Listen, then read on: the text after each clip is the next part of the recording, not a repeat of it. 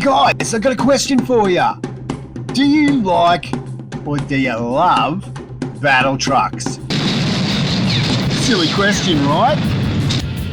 Of course, everyone loves a good battle truck, and today we have the grandpappy of battle trucks, the imaginatively titled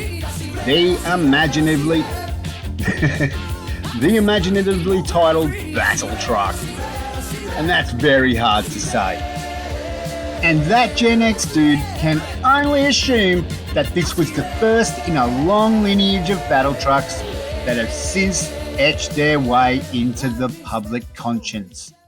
I cannot remember a time when you couldn't walk down any street and see some kid playing with a toy battle truck or an adult wearing a stylish shirt with a battle truck airbrushed garishly like a pair of RVD specials. Do you guys like buggy chasers? No? Well, too bad. We've got two for you in here. And who doesn't love cool synth music? And lucky for us, it's everywhere. It's even got talking battle trucks. Stop firing, or I will completely destroy this village. What about futuristic science bikes screaming across every field in New Zealand? We've got lots of those too. Now, Battletruck is a movie with a bit of an identity problem. In the 10 whole minutes I spent looking at info for this movie, I found no less than 4 different titles for it. And these titles are Battletruck, Destructor, The Truck of Death, and the title that sucked me in and what I watched it as, Warlords of the 21st Century.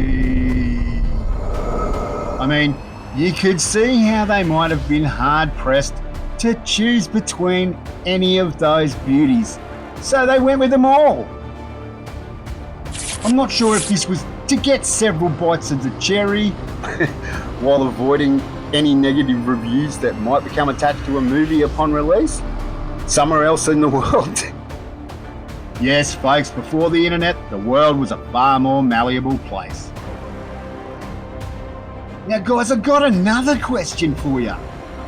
Do you like handsome loners who will whiz out from between some rocks to rescue you on a futuristic-looking motorbike? Another dumb question, I know. Who amongst us hasn't dreamed of that exact eventuality happening to us? I know I have.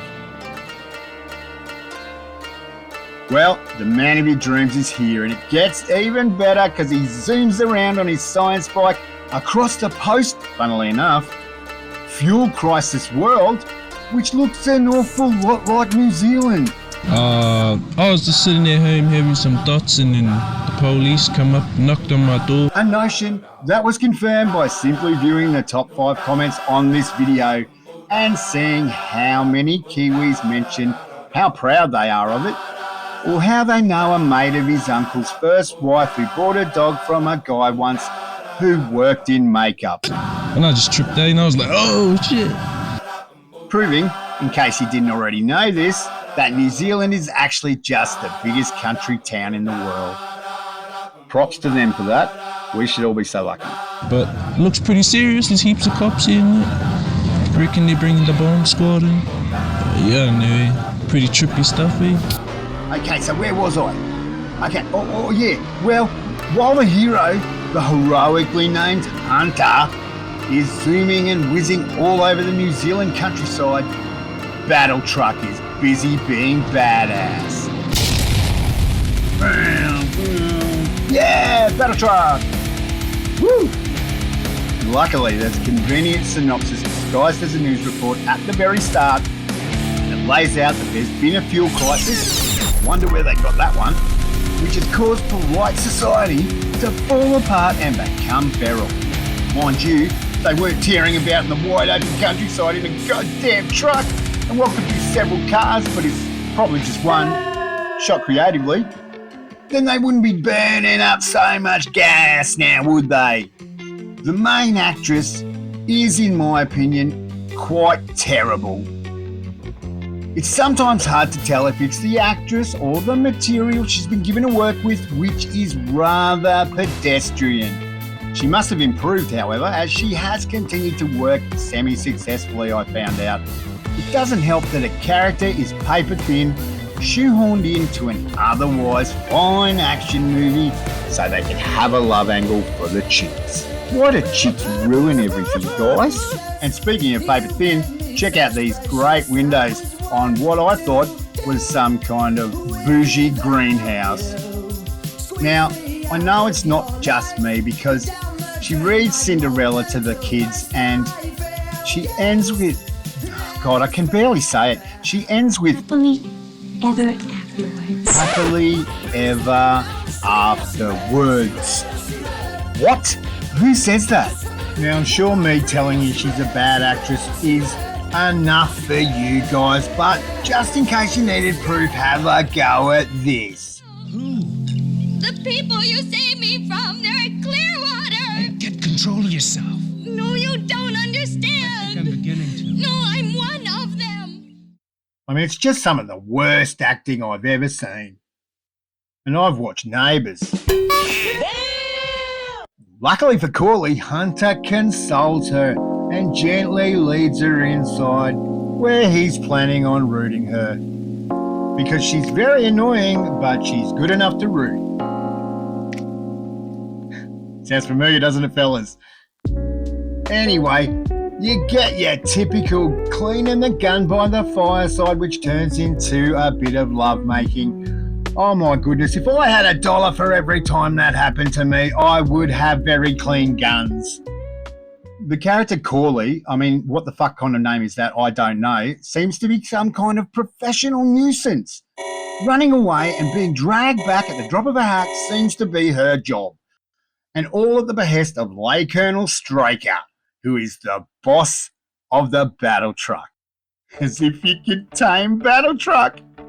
And the relationship between Lay Colonel and Corley is ill-defined and at first very, very sus. But Lay Colonel can be very hard to read sometimes. He's a bit of a manhandler, a little touchy-feely kind of guy. It's usually before he dispatches someone, though. I don't know. Does that sort of shout self-hating gay to anyone else? Or am I reading too much into it? Anyways, Corley his concubine, his wife, his daughter? Well, it turns out, disturbingly, to be the last one.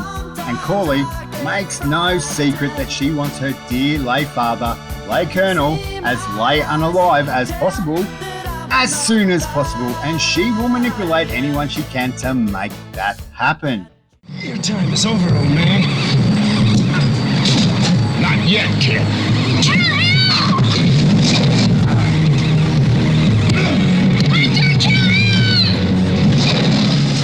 The way it's portrayed, I can only surmise that Corley is a little simple. You know, a little touched in the head. And there's nothing wrong with that. Look, I was ready to piss all over this movie as it was shaping up to be quite shit. But after watching the whole bloody thing at night, and then again the following day to do this, I have to admit, it's not that bad. It's just cheap. It's just done on the cheap.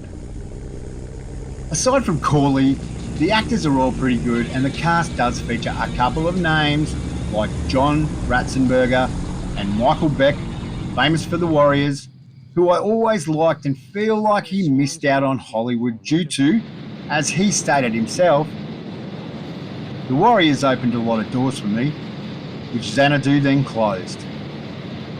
Ratzenberger, without his trademark mo, plays Rusty, a man very clearly in love with Hunter. But who wouldn't be, right? Damn. Right? I wanted to show him that new short wave I've been working on. He even gets his own Oscar moment with a fine speech about being tortured. But when the voice is that of Cliff Clavin, I don't know, it takes on a different tone, guys. I told him where to find you. I know. You were the only one who knew. They took my hand and put. I just wanted the pain to stop. After about 2 minutes of research into the director, Harley Copeless, I saw that both he and Ratzenberger worked on The Empire Strikes Back 2 years prior, and I imagine that's where they became acquainted. Now, a few honourable mentions in this movie have to go to this madly scientific, computeristic device that he's using here to bring up, wouldn't you know it, the world's most magical, biggest and craziest petrol Bowser. Yes, that's right. And listen to all those fine keyboards. Like manna from heaven, there's petrol in them there hills. Look at that contraption, would you guys? I think they've gone a bit over the top here, don't you think? But it is the future, right? Listen, boss. Take the women now. All of them. Oh, this gets a little bit concerning here. Well, now, ladies. Shall we join the, gentlemen? So, off to be defiled, I suppose. Wholesome. But this is where it gets a little bit more disturbing.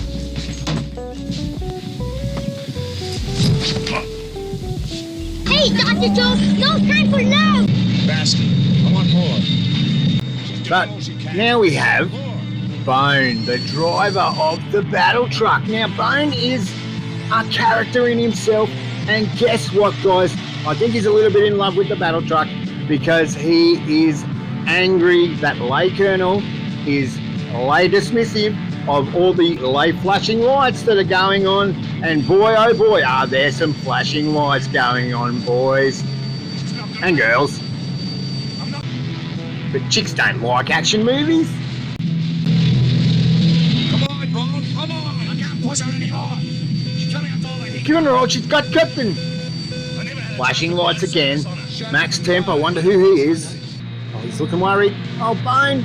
No, there's all the flashing lights. Everything's flashing now. Corley, as usual, is being no help. He'll come back for me and he'll beat you because he's better. I forgot about the most important thing. There's even a montage. Yeah, that's right. No good action movie is complete without a good montage. And boy, oh boy, does Battletruck deliver. You get sparked, you get people hammering, you get people looking busy in a great tradition of George Costanza. Well, there seems to be a lot of grinding going on. I don't know if that's all they're doing. Welding and grinding and welding. Like I said, I thought this was going to be a bit of a joke, but it's not all bad. It's just not great. 12-year-old me would have loved it and rented it out on video back then and just watched it 100 times. It was my kind of thing, and I have to remember that. And sometimes when you watch things and you get older, it's very easy to dismiss them, and you forget that you may have enjoyed that once upon a time when your tastes were simpler and your expectations were lower. That Gen X dude diagnosis for this movie is get some Battletruck up ya, or warlords, or destructors, or, you know,